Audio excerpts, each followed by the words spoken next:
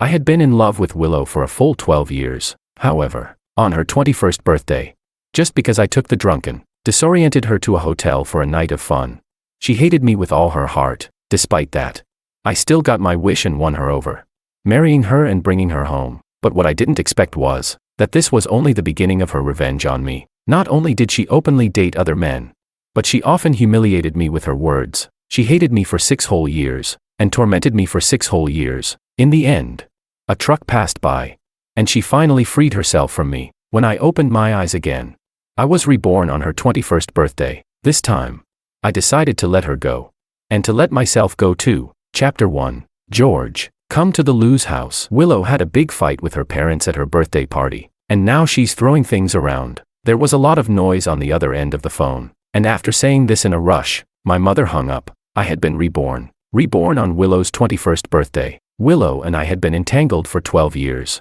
and from this day on, she would start to hate me. But luckily, everything had yet to begin. I opened my phone and quickly scrolled through the school's group chat until I found Willow's current crush. I sent a message. Willow is fighting with her parents at home. You should go check on her. After sending the message, I finally breathed a sigh of relief. The memories of my past life flooded into my mind. My mother and Willow's mother were good friends. I was 1 year older than Willow, and we had grown up together as childhood sweethearts. In my previous life, I had also received a call from my mother and hurried over, just in time to bump into Willow, who had just run out of the house. She seemed to have had a little too much to drink, her eyes red, and she kept yelling at me to take her home. Once we got home, she asked me to stay and keep her company for a while. I stayed and had a little more to drink with her, but that night, the alcohol hit us hard. We didn't drink much, but we both passed out soon after. The next day, however, news broke on the school's confession wall about how I had taken Willow away from her birthday party and spent the night out. There was even a video of me helping her into the elevator,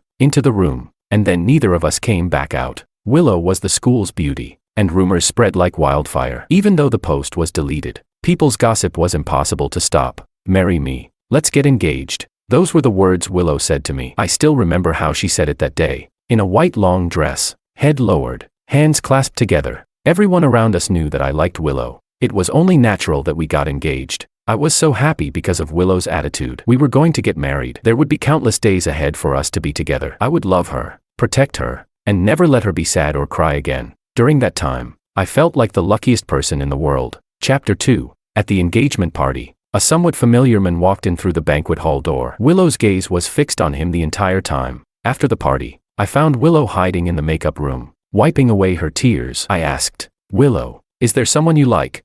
She replied, you've already gotten what you wanted. Why can't I have someone I like? Her gaze was icy, and her tone clearly accused me of breaking up her relationship with her lover. But in the 3 years prior, I had never heard of anyone she liked, nor had I heard about her being in a relationship. Although I loved Willow deeply, I never intended to force her into marrying me. Besides, nothing actually happened between us that night. I frowned and said, Willow, if you don't want this, I'll convince my parents to cancel the engagement. She responded, stop pretending. You decide when we get married. Willow glared at me and then stood up, leaving the room. From then on, she harbored a deep hatred for me that lasted 6 years. The phone on the table rang again, interrupting my thoughts. It was my mother. She said, didn't I tell you to come? Why did that guy show up instead? Now Willow's gone with him, and your aunt is so upset she can barely stand. I sighed and replied, Mom, Willow likes him. Of course, she'd want to see him at a time like this. She asked, you've always liked. I interrupted her. Feelings can't be forced. I'll go over now and take Aunt to the hospital for a checkup. That'll be more reassuring. After hanging up, I headed toward the Lou house. This time, I wasn't going to take Willow away, and nothing from my past life would happen again. Even if it did, that man was the one she liked, so it seemed like a good outcome for both of them. Before I knew it, I arrived at the Lou house. Some of the guests who had come to congratulate were still there, comforting Mr. and Mrs. Lou. I quickly composed myself and, along with my mother, saw the guests off before taking Aunt to the nearby hospital. After finally getting everything settled, I returned home well past midnight. Chapter 3. Rubbing my temples. I walked into my bedroom and immediately spotted the photo album on the bookshelf. Even after many years, just one glance made my heart ache. Every photo inside was of Willow and me. Opening the album, the first page contained our very first photo together. It was the first time I met her when I was 10 years old. We stood under a peach blossom tree. She was smiling at me, and I was gently removing a petal from her hair. Beneath the photo were the date and time, along with my childish pencil writing, I like you. I still remember Willow's reaction when she saw that album. It was our second year of marriage, and she no longer acted like she did at first. We would sometimes sit together on the sofa, watching an old movie, but then she opened this album. With a look of disgust, she said, "George, so all of this was part of your plan from the start? You're disgusting." She slammed the door and left, and our relationship fell back to square one. What had I done? That photo was from when I was just 10 years old, expressing my purest affection for her. What in that made her feel disgusted? Later, I found out the reason Willow hated me was because of the manipulation of her lover. I finally learned why Willow hated me, but there was no more opportunity to explain myself to her. Or perhaps she didn't want to hear a word I said. I considered asking for a divorce, but then the Liu family's finances collapsed. If I divorced her at that moment, it would have been kicking them while they were down. I couldn't do that, and I couldn't let Willow face the crisis alone. After helping the Liu family through their financial troubles, I didn't bring up divorce again. Other than meeting with elders, she hadn't returned home, and we had become strangers living under the same roof. The love I had once longed for had completely turned into a business marriage. I even began to think that this was how it was meant to be, and in a sense, we would grow old together, until that man appeared by Willow's side again. At this point, Willow had become an important member of the Liu family, and our relationship didn't affect our business cooperation. But clearly, that man was right. Willow still liked him. In the photo my friend sent, the man was fixing Willow's slightly messy hair, and she looked up at him and smiled, just like the first time I met her. So, I said to her, "Let's get a divorce." 6 whole years had passed, and I was tired. Since the men she liked had returned, I would let her have her happiness. At least someone could find happiness. She asked, "What are you trying to do now?" Her voice on the other end of the phone was still as cold as ever. There was a new business deal between our companies recently, and I guessed she was worried that I would try to ruin the contract by divorcing her. I said, "It won't affect the business." After a pause, I added, "Let's meet and discuss this in person." I didn't call a driver but drove myself to her company. But in the end, I never reached my destination. When the truck came barreling towards me, I saw a group of children on the sidewalk. I didn't steer the wheel in time, and everything, the car, the people, was shattered. Chapter 4. George, thank you for taking care of my parents. It was a message from Willow. I frowned. Shouldn't she be with her lover right now? But then again, if that man was the one who orchestrated the incident in my previous life, he definitely wouldn't want to jump into the trap himself. Anyway, I was no longer interested in getting involved in their matters. I exited the chat with Willow and casually removed her from the top of my messages. At that moment, another message popped up. "George, I want to start a business. Will you join me?" It was from my childhood friend, David. I paused for a moment, then remembered that David had asked me the same thing in my previous life, but back then, I was out of it. And then I got caught up in deleting videos and handling rumors, followed by getting engaged to Willow. The conversation never went anywhere. Thinking about this, I quickly replied to him, "Sure, I'm in. Let's go tomorrow." His response was, "What?" David clearly didn't understand at first. I replied, "Before starting a business, you need to do some research. You can't just stay local. That's not real entrepreneurship." He responded, True.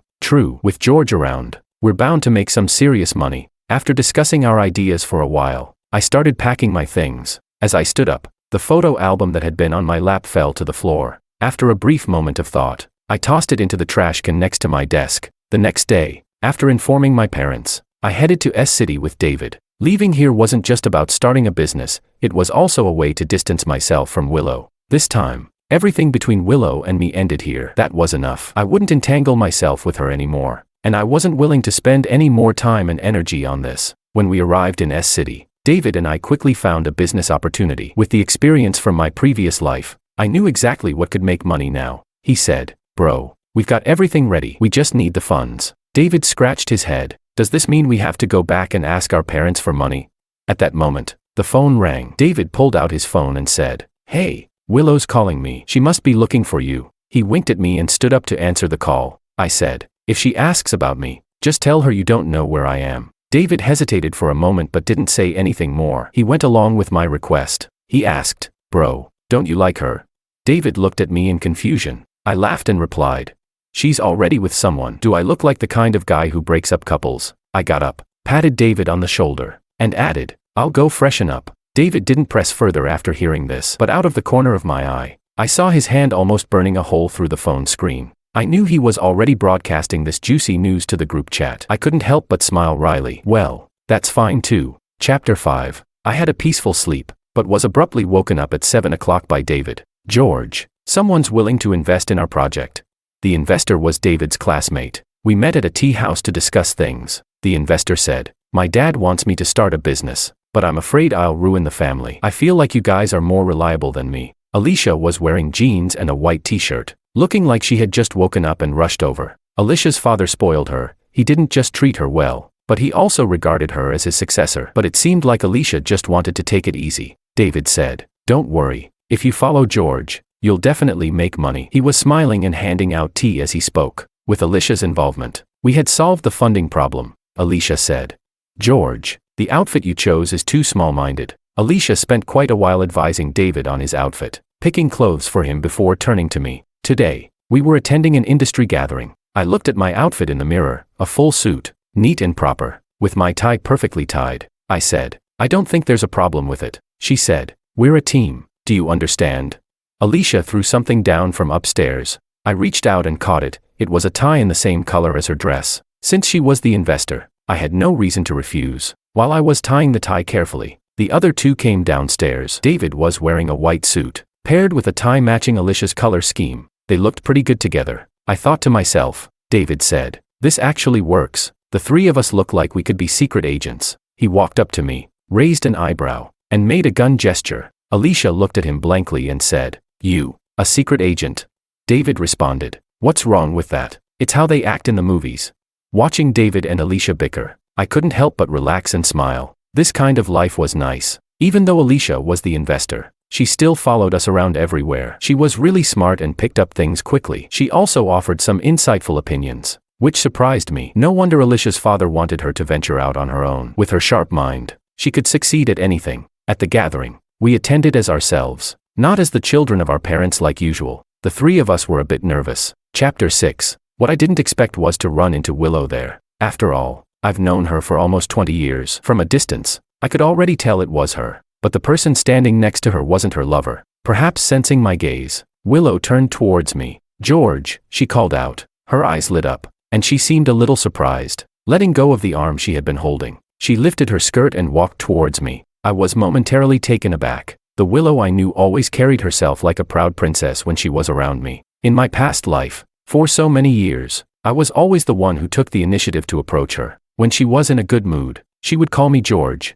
and when she wasn't, she would just nod slightly, acknowledging me. But now, to see her walk towards me with a smile, this was a rare sight. Willow came up to me and tried to take my arm. Instinctively, I slightly turned my body to avoid her. Her expression froze, as though she didn't expect me to react this way. When she looked at me again, her eyes were red. "Hey, Willow." David, sensing the awkward atmosphere, stepped forward and greeted her. He and I had always been good friends, so he also addressed her casually as Willow. Willow didn't respond to David. Instead, she kept her gaze fixed on me. I asked, "Willow, is there something you need?"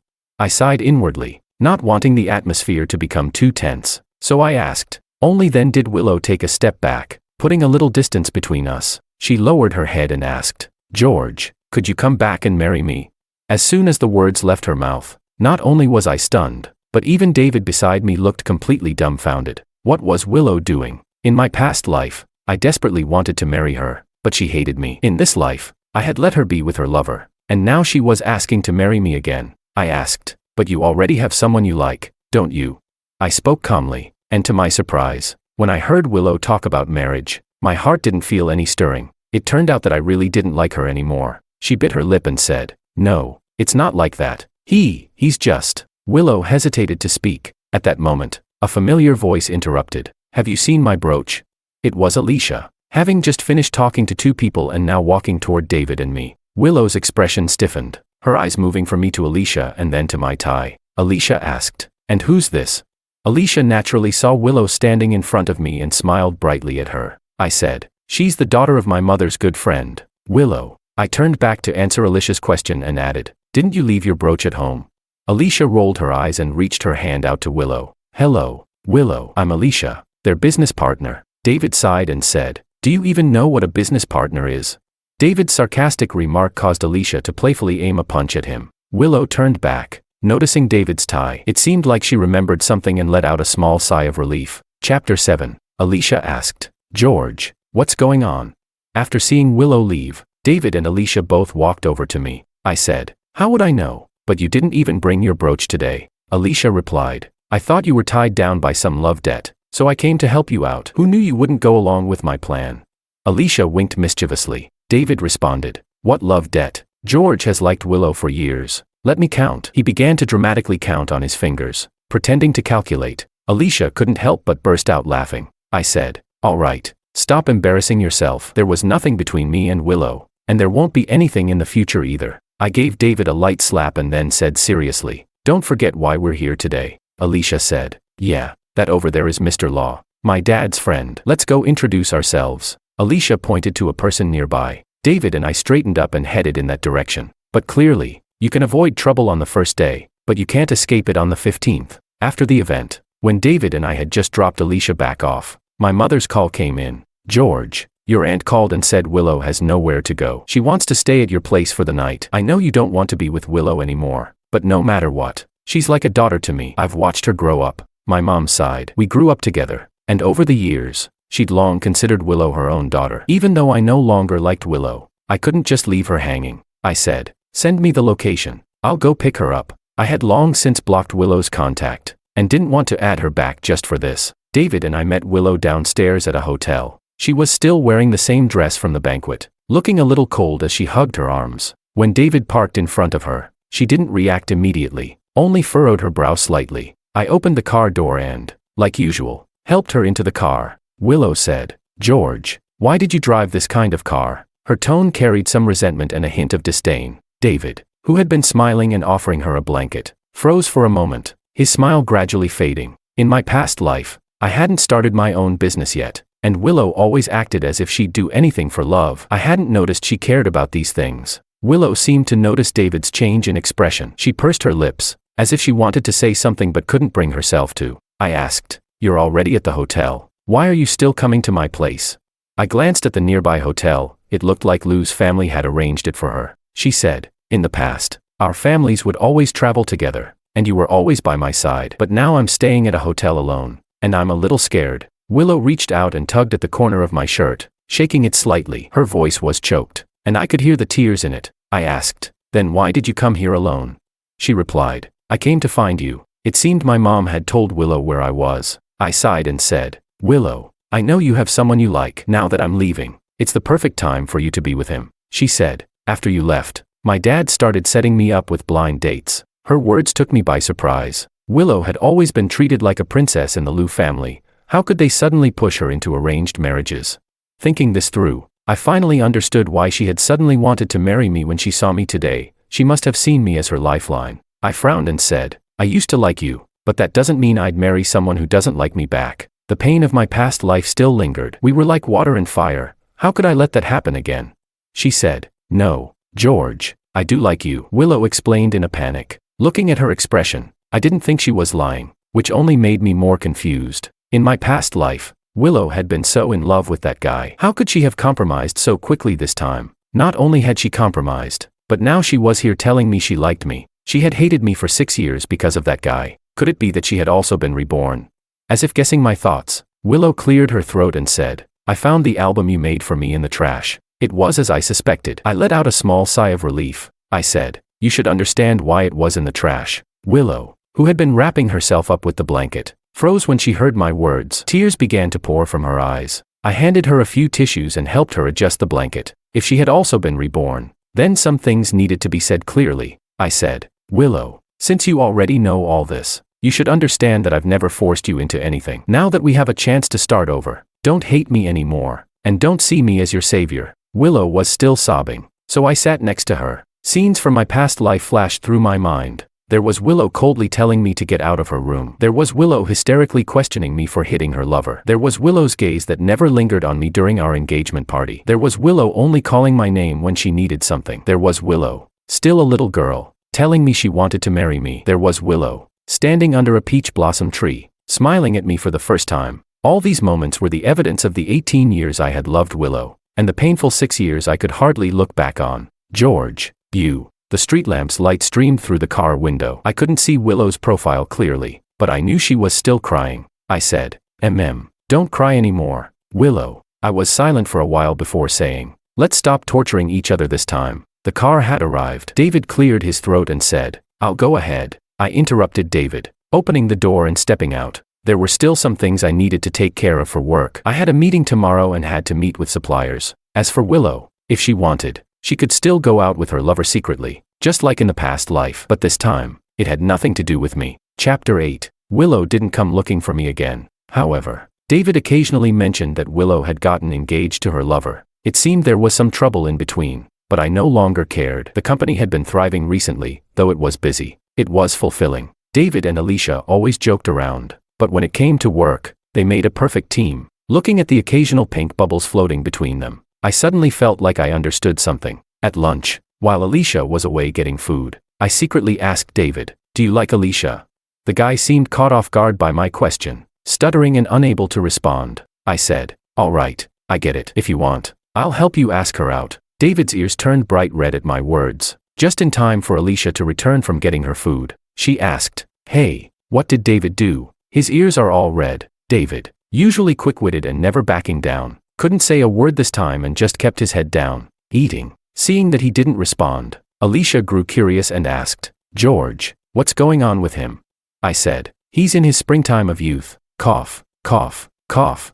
David nearly choked on his food at my comment. Alicia, startled, immediately reached over to hand him water and pat his back. Watching their interaction, I realized what was going on. These two were like a pair of bickering lovers. They didn't need my help to get together. Half a year passed, and the company had gradually found its footing. A few challenges had arisen, but they were all dealt with. At the celebration party, David confessed to Alicia. David, who always appeared carefree, held a big bouquet, his voice trembling. Alicia smiled as she took the flowers and gave him a playful shove on his shoulder, just like usual. Then, they embraced. That was love. I thought to myself, love should be like this, not the one-sided, tortured, mutual resentment I had in my previous life. Now that these two had gotten together, they turned their attention to me. David said, "George, how about letting Alicia introduce you to a girlfriend?"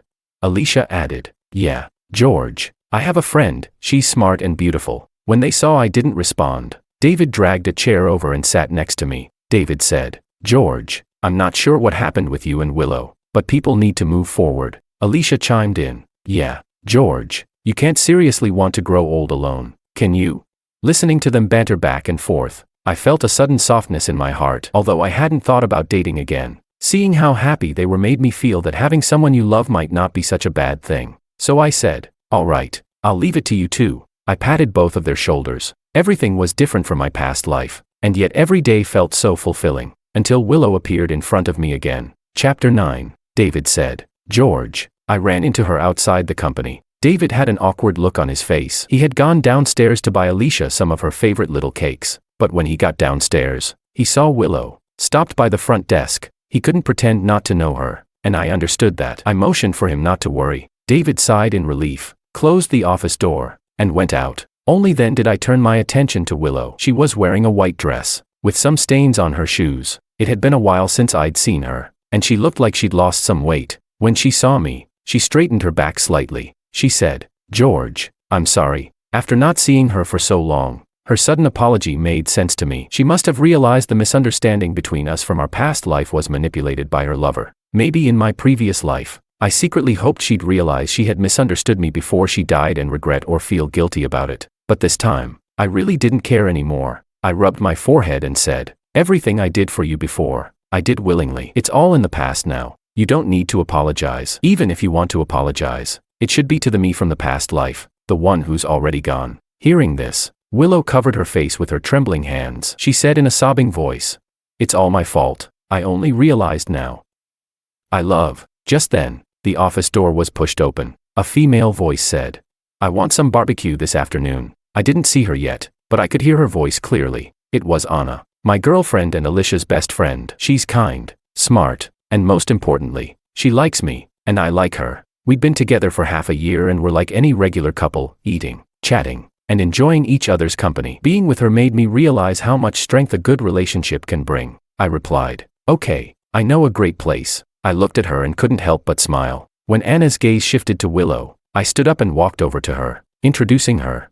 "This is Willow, my mom's friend's daughter." Then I turned to Willow and said, "This is my girlfriend, Anna." Anna smiled and said, "Hi, are you joining us for lunch? It must have been tiring coming all the way here." Willow froze for a moment. then looked up at me, seeming a little confused about how Anna knew she'd come from far away. I smiled knowingly and looked at the girl beside me. Her eyes, like mine, were filled with a happy smile. Willow asked, "Can I talk to George alone for a moment?" I hadn't expected Willow to say that, but I didn't feel like there was anything I needed to hide from my girlfriend. So I said, "If you have something to say, just..." But before I could finish, Anna interrupted me with a smile. "Sure, I'll wait for you outside." With that, she walked out. When the door closed, Willow finally looked up at me. Tears filled her eyes as she choked out, "I love you, George. After you died in our previous life, I only realized I loved you." Chapter 10. This life, I thought, since you don't like me anymore, I would be with him. But the girl in front of me was crying uncontrollably. In our past life, she always had a stern face when facing me, but this time, it seemed she had endless tears. I sighed and said, "Don't you understand yet? You don't love me. You're just used to me being there for you, used to me loving you." She denied it, saying, "No, I misunderstood you.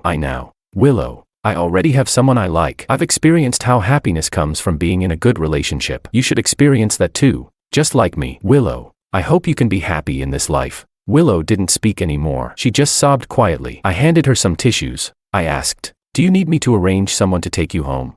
Willow still didn't respond. I said, "You should rest here for a while. Someone will come to take you home soon. Goodbye, Willow." I opened the office door, and Anna was sitting in Alicia's office, just across from me. I walked to the doorway of Alicia's office, and David was sharing a small cake with her. Anna, hearing the noise, turned her chair around and smiled at me. The sunset's afterglow drew a line on the floor. If I walked along it, I could hold her hand. Anna gave me a feeling of being delicate and wonderful. She was a smart girl. The sunset landed on her face, and I reached out to hold her hand. She suddenly looked at me and asked, "How did the conversation go with her?"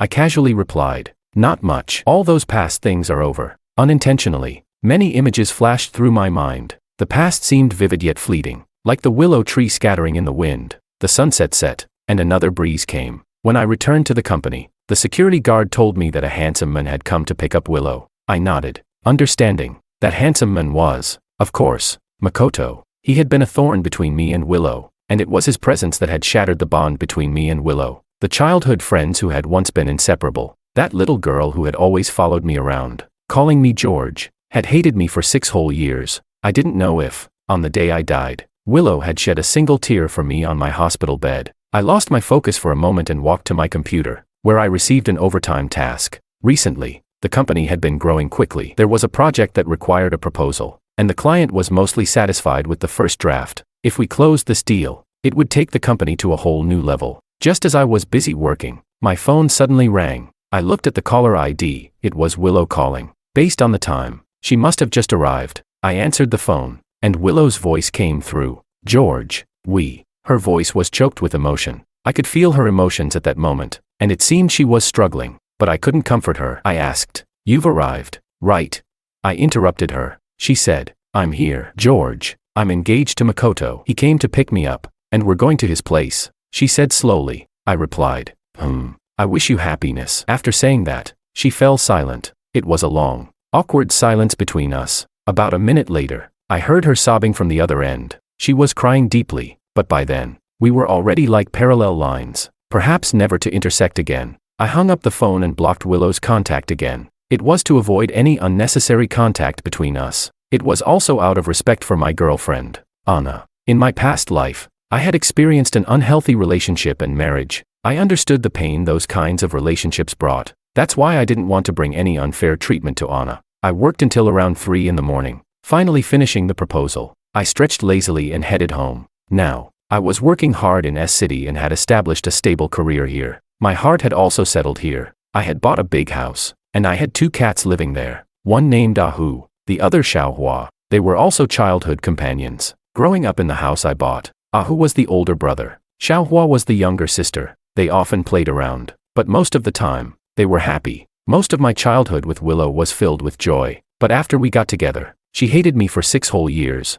Now, my relationship with Anna was even better. I warmed myself a cup of milk, drank it, and prepared to sleep. The 2 cats ran over to me, rubbing against my arm. After drinking the milk and washing up, I sank into a deep sleep. Who would have known that the next day, I was woken up by the sound of the phone ringing. I looked at the caller ID and saw it was David calling. His voice sounded anxious as he spoke on the phone. George, something's happened. David's tone instantly snapped me out of my drowsiness. What happened? Chapter 11. He said, our company's order was stolen by someone. His voice had a sense of urgency. I frowned slightly and replied, stolen. I was also surprised. We had worked hard for this order for a long time. We had revised the proposal several times. And just last night, I received a call from the client's representative, asking for some additional revisions. I had immediately responded, sending Anna home, then getting back to work to revise the proposal. I had thought that after a good night's sleep, I would be able to sign the deal with them. The business amount wasn't small, divided into 3 phases. It was worth $50 million. If we could close it, it would account for a third of the company's target for the year. But who would have thought that it was stolen? I told David, take it easy, don't rush. After all, there was no point in panicking over something like this. David calmed down a bit after my reassurance. George, I don't know the full details yet. All I know is that a company called Willow Tree stole our order. Okay, I understand. Go check the background of this company. I'll be at the office soon, and we can discuss things when I get there. My mind was stirred. We had put in so much effort for this order, working for 1 or 2 months and making a huge effort. And now, just like that, it was taken away. Anyone would be upset about this. Got it, David replied, and we ended the call. I quickly got up, washed up briefly, and headed straight for the office. On the way, I mumbled to myself, Willow Tree Company, could this company have anything to do with Willow? When I got to the office, I went inside quickly. David and Alicia were already there. A few other key management members were present as well. George, you're here, David greeted me. Wang Zong. Everyone else also greeted me with Wang Zong. Alicia gave me a nod. Alicia's brows were slightly furrowed. It was clear that this issue was serious. The other employees in the company also turned their attention to us. I didn't want this situation to affect everyone's work. I said, let's go to the meeting room. We moved to the meeting room. Everyone's eyes were on me. However, everyone seemed a bit heavy-hearted. David, being straightforward, stood up and said, George, the company behind Willow Tree is called Makoto. Makoto is the one who is engaged to Willow. David paused here, as if hesitating to say more. I knew what he wanted to say. It was obvious, since the company was named Willow Tree. It must have something to do with Willow, but out of respect for me, he held back. I saw that David was uncomfortable, so I said, go ahead. David hesitated for a moment and said,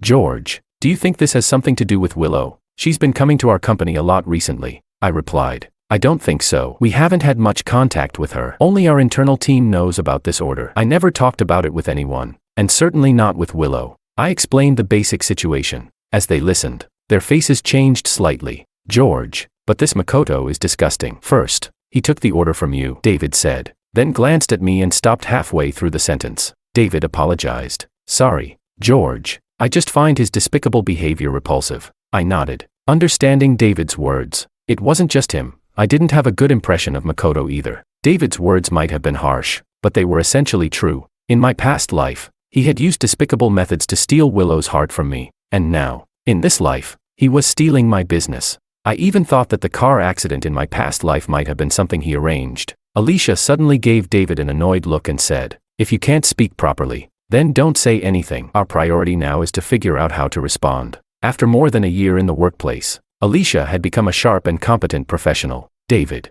having been scolded by Alicia, didn't dare say anything more. The other key management members of the company remained silent, their heads down, not saying a word. Now, the issue wasn't from our side. We had been negotiating well with the other company. After a while, seeing that no one was speaking, I said, David, Alicia, stay here. The rest of you can get back to your work. The others stood up and left in response. I turned my attention to Alicia and David. For the sake of this company, the 3 of us had worked hard. The company's current success was inseparable from our efforts. Now, the 2 of them had become a couple. Everything seemed to be progressing toward a beautiful future, but unexpectedly, this little fly in the ointment had appeared. I looked at Alicia and said, Alicia, you and David need to investigate the situation with this order. Find out if there's any traitor in our company. Also, look into Willow Tree. I'm going to meet the head of the other company, Martin. Okay, George, Alicia said. David also told me, don't worry, George, we've got everything covered here. Seeing that they were both on the same page, I didn't say anything further and walked out. I took out my phone and called Martin, but the call went unanswered. It rang through, but no one picked up. This could mean either he was deliberately avoiding my call, or he was in a meeting without his phone. Given the circumstances, I felt the first option was more likely. He was deliberately not answering. It seemed that the chance to salvage this situation was slim, but no matter what, I still had to try. Chapter 12. After thinking it over, I headed to Martin's company. As soon as I entered the building, the receptionist stopped me. She asked, "Who are you looking for?" I answered truthfully. The receptionist then asked if I had an appointment. I replied that I hadn't made an appointment, but I needed to speak to Martin about an important matter. She smiled politely and said, "Sorry, sir, without an appointment, you won't be able to meet our boss. Please schedule one and come back later." Her response made my heart sink a little. It seemed likely that the 2 months of effort we put into this project were going to go to waste. This was the collective effort of our whole company. Even if there was just a small chance, I couldn't give up so easily. I didn't enter the building, but waited outside. I waited from morning until, finally, I saw Martin in a suit coming down from the building. He was around 40 years old, with no significant beer belly. His physique was actually quite well maintained. As soon as I saw him, I didn't hesitate. I quickly walked up to him and said, "Martin, can we talk?" His eyes fell on me, and the 2 people accompanying him immediately stepped in front of me to block my way. I tried to push forward, but they blocked me completely. Martin said, "Let him through." At his command, the 2 men stepped aside. I walked straight up to Martin. "Martin, did you look at the proposal I sent you last night? Is there something you're dissatisfied with?" He replied, "Your proposal is fine overall, but we won't be able to give you the order. Sorry, Wang Zong." His tone carried a hint of apology. I asked, "What's the reason for your refusal?" "I won't go into the reasons, but it's not that your proposal is bad," Martin said, his eyes flicking toward me. "Sorry, Wang Zong, I have a dinner to attend, so I'll be leaving now." With that, Martin turned and walked away. I stood there for a moment, staring at his retreating figure, lost in thought for a few seconds. When I snapped out of it, I realized there was no point in staying here. I left Martin's company and headed back to my own. Once I arrived, I called a meeting with Alicia and David. The content of the meeting was simple. I explained the situation to them. First, I told them that we were probably not going to get the order. Second, I mentioned that our proposal was still good, and we should see if we could find another company in a similar field to collaborate with, so that all of our efforts wouldn't go to waste. David listened and said, "Okay, George." Alicia had no objections either. She said, "I'll go arrange it." After Alicia left, David turned to me and said, "George, do you know why we lost the order?" He looked serious, and I was puzzled. "Why?" he said. "I did some digging into Makoto. This guy doesn't come from a rich family. The only reason he can run this company is that the Liu family invested in it. I suspect that he got the order because of his connection with the Liu family." David paused for a few seconds. He looked at me with hesitation. I couldn't help but ask, "David, when did you start becoming so cautious? Just say what you need to say." David continued, "This is still related to Willow. Do you think she might be trying to get back at you out of spite for what happened between you two?" I glanced at David. My relationship with Willow was far from simple. We had both been reincarnated. I knew her past, and she knew mine. In our previous life, we were married, but in this life, we weren't lovers, let alone husband and wife. We had gone back to the beginning, to when we first met, but now, I didn't want to have any further involvement with Willow. I didn't want to repeat the same mistakes from the past. Yet Willow seemed to be actively trying to get closer to me. I couldn't understand why. Wasn't she supposed to hate me? She should have hated me in the past life. So why, in this life, was she suddenly trying to get close to me? I was confused and unsure of her intentions. I said, "I don't think so. This could be Makoto's doing." I remembered that Willow had never been interested in business matters. She liked doing the things she enjoyed. When David heard me mention Makoto, his anger flared up. He gritted his teeth and said, "That bastard Makoto. I'm going to take care of him right now." David started to leave, but I stopped him and said, "Going after him now won't help. Our priority is still to find a new partner." David nodded, realizing I was right, but he still muttered, "Our company and Makoto are done for." I agreed. It was definitely over between us. It had been over even in our past life. Makoto was a disgusting, despicable man. I sat in my office, starting to look for some information, trying to find possible new partners and see if there was any chance of salvaging the situation. I didn't know how much time had passed when my desk phone rang. I glanced at the caller ID and saw an unknown number. Normally, I wouldn't answer such calls, but to my surprise, the caller repeatedly dialed 3 or 4 times. Seeing this, I decided to pick up the phone. When I answered, I waited for a few seconds before a low voice spoke on the other end. "Is this George?" "Yes, it's me," I replied, my voice serious. "This is Makoto. I'm glad we're finally talking," he said, his tone clearly dripping with provocation. I paused for a moment. After regaining my composure, I asked, "What do you want?" "Nothing special. Really, I just wanted to let you know that I'm now engaged to Willow. She's my fiancée, and I hope you can keep some distance from her," he said. I frowned, feeling displeased. What bothered me wasn't his request to keep my distance from Willow, but the way he spoke to me, as if ordering me around. I responded coldly, "You don't need to talk to me about your business with Willow. I'm not interested, and you don't need to remind me." He replied, "That's better, but if you don't listen to me, you'll find out what the consequences are. This time, consider it a warning. If there's a next time, it won't be so simple." His voice turned ominous. I asked, "Do you really feel proud of using despicable methods to steal this order?" He answered, "It doesn't matter. The important thing is that I won. I've said what I needed to. You should take care." With that, he hung up. Chapter 13. I stood there, lost in thought for a few seconds. My suspicions grew stronger that the car accident in the previous life had something to do with Makoto. Of course, I didn't have any concrete evidence, just a hunch. After some thought, I made a call to have someone investigate Makoto. Although I had asked David to look into it earlier, his investigation had only scratched the surface and hadn't delved deeply enough. So, I decided to have someone else conduct a more thorough investigation to see if there was anything suspicious about him. I explained the situation to the person on the other end, who assured me there would be no problem. As long as the payment was made, they could find out whatever I needed. I nodded, asking them to get back to me with the results as soon as possible. They told me they'd have an update within a week. After hanging up, I felt a little heavier inside. If Makoto was really someone who would do anything to get ahead, then Willow was also in danger being around him. Maybe I should warn Willow, but I also felt it wasn't necessary. In the afternoon, Anna called me and invited me to dinner. She said she was already waiting downstairs at my office.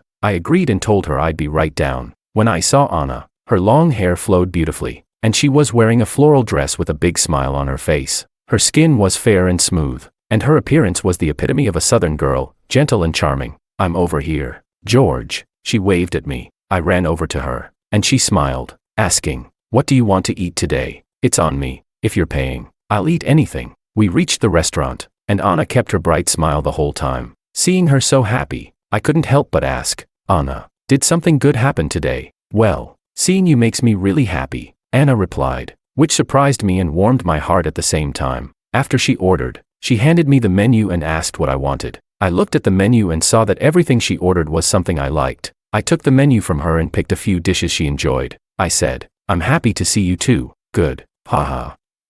She laughed and then said, "I heard from Alicia that you're in some trouble. Do you need my help? I'm always here for you." She made a playful fist with her hand. I waved my hand, saying, "It's not time for you to step in yet." Suddenly, my phone on the table rang. I looked at the caller ID and saw it was an unknown number. I initially thought it was Makoto calling again. I considered hanging up, but Anna suddenly said, "Answer it." I looked at her, and saw she was propping her chin up, her face full of curiosity as she stared at me. After a brief hesitation, I pressed the answer button and turned on the speaker. To my surprise, the voice on the other end was Willow's. "George, it's me. You blocked my number, so I had to call from a different one." I furrowed my brows. "What's going on?" At that moment, Anna made a gesture with her hand, mimicking walking with two fingers. I understood what she meant. She was signaling that she would step away to give us space to talk, but I quickly shook my head and said, "You don't need to leave, Anna." As soon as I spoke, Willow asked, "Is she with you?" I replied calmly, "Yes, I'm having dinner with Anna." I had no reason to hide my relationship with Anna.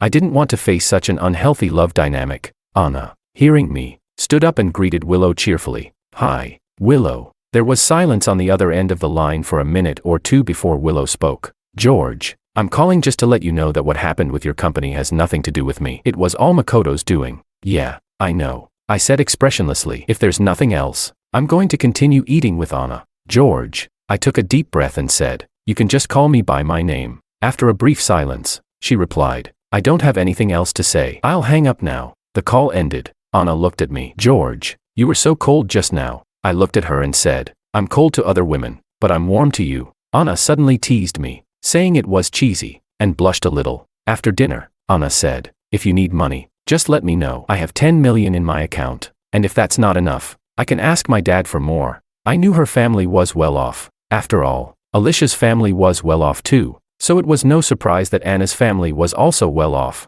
although I didn't need her money at the moment. Hearing her say that made me feel very content. I replied, "I don't need the money for now, but in a couple of days, can I visit your parents?" She asked, "You want to meet my parents?" A faint blush spread across Anna's face. "It's too sudden. I'm not prepared." I asked, "Don't you want me to meet your parents?" She quickly answered, No, I'll call them right now." Her blush deepened. I was about to say there was no need to rush, but Anna didn't give me the chance. She immediately dialed her mom's number. When the call connected, Anna said. Mom, I have something important to tell you. Her mom's voice came through the phone. What's the matter, Anna? Your future son-in-law wants to come over to meet you and Dad, Anna said with a playful look at me. Her words made me feel nervous. Really? When? Her mom sounded quite happy. Seeing her mom in a good mood, I knew I had to greet her. Hello, Mrs. Anna. George, you're right there. Anna's mom seemed surprised. Yes, Mrs. Anna. Anna and I are having dinner outside. We were just talking about visiting you and Uncle. I'm wondering when you'll be free. Anytime works. Tomorrow is fine too. Anna's mom replied. George, I've heard so much about you from Alicia and Anna. I'm curious what my son-in-law looks like. Her warm and welcoming tone eased my nerves. I said, great. I'll come over in the next couple of days. Good. We'll prepare. Let me know before you come. Okay. Chapter 14. Anna's mom quickly said to her, Anna, if you're with George, you better not bully anyone. Understand? I know. Mom, how could I bully my future son-in-law? Anna stuck out her tongue, looking really cute. The mother and daughter exchanged a few more words before hanging up the phone. Anna looked at me and said, look at my mom. She hasn't even met you yet, and she's already so enthusiastic about you. I smiled and replied, isn't that a good thing? After dinner, Anna and I walked around the area for a bit. She probably noticed I was in a bad mood and quickly took me to a nearby arcade to play some games. It was something I used to do when I was younger, and it helped me relax. Around 9:30 p.m., I drove her home. About 3 days later, I found a business partner who expressed interest in working with us. This company was far more powerful than Martin's.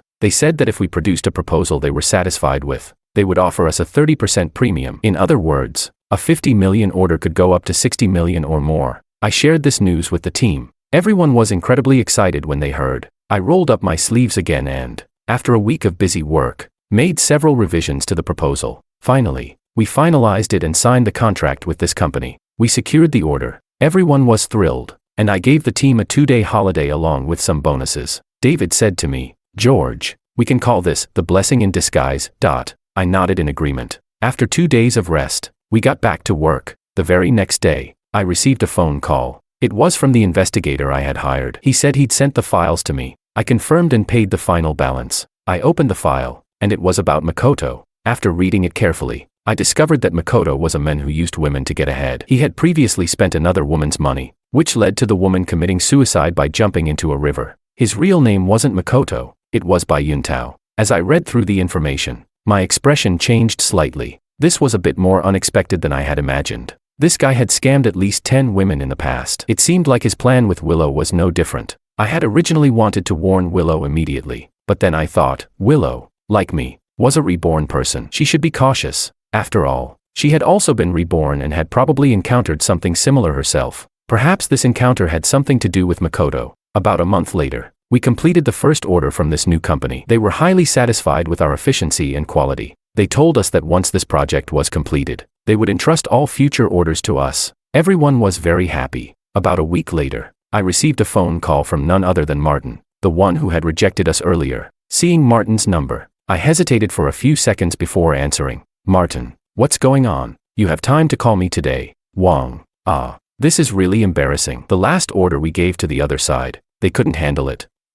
Now I'm stuck. It's really tough. Martin sounded embarrassed. I replied, Martin, you're so capable. How could you not handle it? Look, Wang, I'll give the order back to you. You just do me a proposal, and I won't complain. I'll even give you a 10% premium. He said seriously. I thought for a moment and agreed. After all, money coming to you shouldn't be turned down. I called a meeting with Alicia, David, and the team. David was angry, saying, this guy wants to come crawling back. We should have never worked with them. Alicia rolled her eyes at him. There's money to be made. Why not work with them? I agreed with Alicia and said, that's right. Everyone's worked hard recently. Let's finish Martin's order as quickly as possible. The team agreed and left the meeting room. That same day, Makoto called me again and started yelling, Wang, what the hell are you doing? Stealing orders from me. I calmly responded, nothing personal, just relying on skill. Fine, you'll pay for this. I'll make sure of it. Makoto threatened me. I felt a bit annoyed and muttered under my breath, Bai Yuntao. He clearly paused for a few seconds,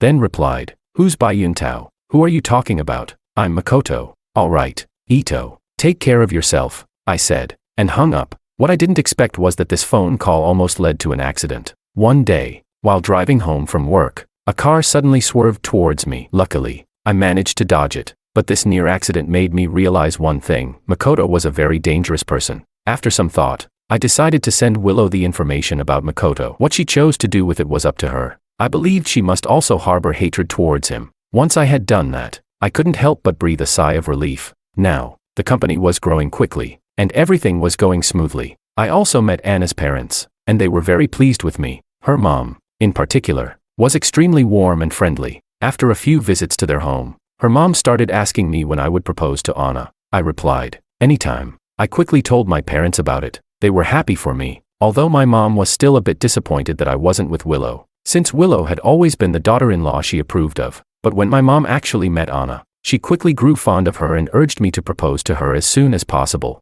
Both families agreed, and Anna and I were very much in love. Everything was perfect. We picked a good date, and about a week later, I got engaged to Anna. Chapter 15. It was a lively day. Alicia and David, the matchmakers, were 100% going to be there. The engagement ceremony was completed. I was exhausted, so when I got home, I rested. The next morning, I saw a news article about Makoto. Makoto had been arrested for fraud and intentional injury. He had scammed more than 10 women, which made the news go viral. People were spitting on him with disgust so strong it could almost be felt through the screen. At the same time, I received a phone call from Willow. She said on the phone, "George, thank you for helping me." I replied, "I'm not helping you. I'm helping myself." I found Makoto utterly disgusting. Although I couldn't prove it, I suspected that he had something to do with my death in the previous life. There were some clues that pointed to him as someone who would stop at nothing to get what he wanted. After all, I had nearly had another car accident. Willow was silent for a moment, then said, "No matter what,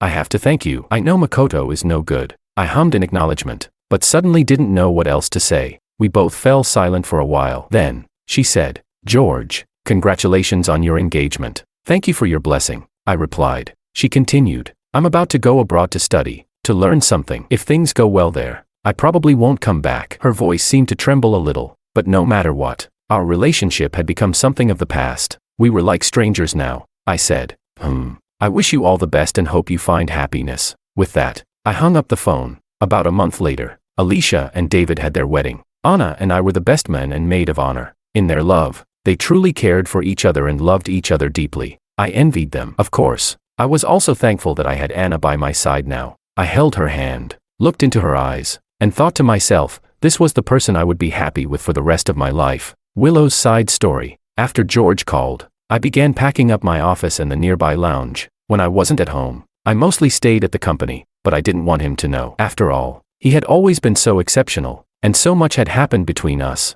My pride constantly reminded me not to bow down, not to admit defeat. Although I was a bit confused as to why he suddenly wanted a divorce, I still felt a slight sense of relief. Maybe we were truly a pair of ill-fated souls. After all these years, we had never really had the chance to live a peaceful life together. Now that we were separating, maybe it was a good thing. But when it came time to actually part ways, the anger and resentment in my heart had all but faded, leaving only an indescribable melancholy. I picked up the photo of the two of us from the desk and was about to put it in the drawer when the phone rang. "Hello, is this George's family? Please come to the Central Hospital." It felt like time stopped in that moment. When I regained my senses, I was already in the car heading to the hospital. To be honest, I couldn't even really recall how I felt at that time. All I remember is that I didn't shed a single tear. It wasn't until I came back from the hospital and returned to our shared home that everything felt real. For some reason, I walked into his study. The photo album, which had been placed at the very bottom of the shelf, caught my eye. I still remembered the last time I saw this album. I had a huge fight with him. But now, seeing it, there was no longer anyone in this world who could share it with me. I took a deep breath and opened the album. The first page was a photo of us from the first time we met. We were still young, and the sun looked beautiful that day. George's eyes were slightly lowered, his lashes casting a shadow on his face. Those were the good old days. Yes, George and I weren't supposed to end up like this. We grew up together. He was my best friend, like an older brother. His hands were skilled. When we went on picnics, he would weave a beautiful flower crown and place it on my head, calling me Little Princess. He was amazing at math. I remember countless afternoons when he patiently explained problems to me in the yard, never getting frustrated with me even though I was slow. His cooking was fantastic: braised pork, mapo tofu, all the dishes I loved. He cooked them so well. He'd flick my forehead with his finger, but it didn't hurt. He'd take me to the amusement park and cover my eyes when we went into the haunted house. When I fought with my parents, he'd take me away. I understood his pressure and responsibilities, and he understood my pride and sensitivity. We were the people who knew each other best. Later, I got into the same university as him. On the day he helped me find an apartment, I was still looking forward to the next 4 years of college life together. But then I met another guy. His name was Makoto. He said he liked me, and he took me to the seaside on his motorcycle. The speed was fast, and my heart raced. He asked if I liked him too, and I felt my heart pounding in my chest, unsure. Before that, I always thought I liked George, so I told Makoto the same. Makoto told me, what you feel for him is dependence, not love. You've always seen him as a brother. Family love isn't the same as romantic love. Makoto might have been right. I had confused my dependence with love. That evening, I sat by the sea with Makoto. The waves crashed against the rocks beneath us. He kissed the back of my hand, and I didn't pull away. Later, I introduced Makoto to my parents. Then, I got drunk with George. He stayed over at my house that night. And then, the video of us in the elevator at our apartment spread around the school. I couldn't understand why he did that. Makoto reminded me, maybe he wants to be with you. I was in disbelief. We'd known each other for so long, and I knew George wasn't like that. But that day, it was indeed George who came home with me, and the only ones who knew where our apartment was were me, Makoto, and George. My father said, if you marry George, we'll get through this crisis. He said this on the phone, and I felt like I understood the truth. First, they used online gossip and people around me to attack me. Then they used the survival of the company to pressure me. In just one night, George seemed to have changed into a different person. I didn't understand why, but as a member of the family, even if it was a marriage alliance, it was something I had to do. So I went to see George. After all, he was George, my childhood friend. He wouldn't treat me badly. He never had. Marry me. Let's get engaged, I said to George, and I could tell he was happy. For some reason, I also felt good. Maybe it was because no one was gossiping about me anymore. The next time I saw Makoto was at my engagement party. The day I decided to find George, I had already broken up with Makoto. He was upset, but he said he understood my struggles, so he agreed. But looking at his scruffy face, I knew he was probably more upset than he let on. And as for me, how could I get engaged to someone else under these circumstances, feeling at peace? But then, George also told me he wanted to cancel the engagement. I was furious, or maybe I was just ashamed. He had pushed me into this situation, and now he was pretending to be the good guy. I thought of him, then thought of Makoto drinking alone in the corner. I slammed the door and left. After marrying George, we got along pretty well. He was still the same as before, not good with words, but he did everything a husband should do. It was like the person who hurt me so much wasn't even him. Sometimes, I even subconsciously forgot about that incident, and our relationship improved because of it. But when I ran into Makoto at a social gathering again, he hurriedly dragged me to sit down. I saw the video again, and everything returned to square one. At that time, I did think to myself, since we were already married, George had no reason to put the video out. But looking at the blood dripping from Makoto's lip, I couldn't say anything. I had always felt guilty for Makoto. The George the First remembered would never do something so disgraceful, but he did. The George the First knew would never hit anyone, but he did. I no longer believed anything he said, and I didn't go home. I withdrew into my shell like a snail. Then, George died in a car accident. The police said he had swerved to avoid a group of children. He was a very kind person, I knew that. But he also deeply hurt me and hurt another person who loved me. When I came to my senses, the album was still quietly spread out on the desk. In the photo, the young versions of us were still smiling so happily. A single tear fell and blurred the childishly written words, I like you. I rushed to wipe away the water stain, only then realizing that it was my tears. But then, I had an accident and was reborn. What I originally thought was an accident turned out to be something Makoto had planned all along. It turned out he never liked me. He only liked my family background. I deeply regretted it, regretted hurting the one who loved me the most, George. Because of Makoto, I hated George for 6 years. So when I was reborn, the first thing I wanted to do was find George. Find my George. I wanted to start over with him, but it was too late. He had already found someone he liked, and that person was very nice. She was beautiful and gentle, and he started to distance himself from me. I knew I had hurt him deeply, so I didn't blame him. But at that moment, Makoto came back to approach me. I hated him. I wanted to get revenge on him, and I made a series of plans. I wanted to drag him into the abyss. During this time, my plans were almost discovered by him. Several times, I thought I wouldn't succeed, and I couldn't get my revenge. But in the end, George stepped forward and gave me some information, and I finally succeeded in getting my revenge. Having gotten my revenge, I decided to move abroad. There was nothing left for me in this country. I happened to get an opportunity to further my studies. Leaving the country, I knew I would never have any more interactions with George in this life. but I would still wish him happiness in my heart for the rest of his life.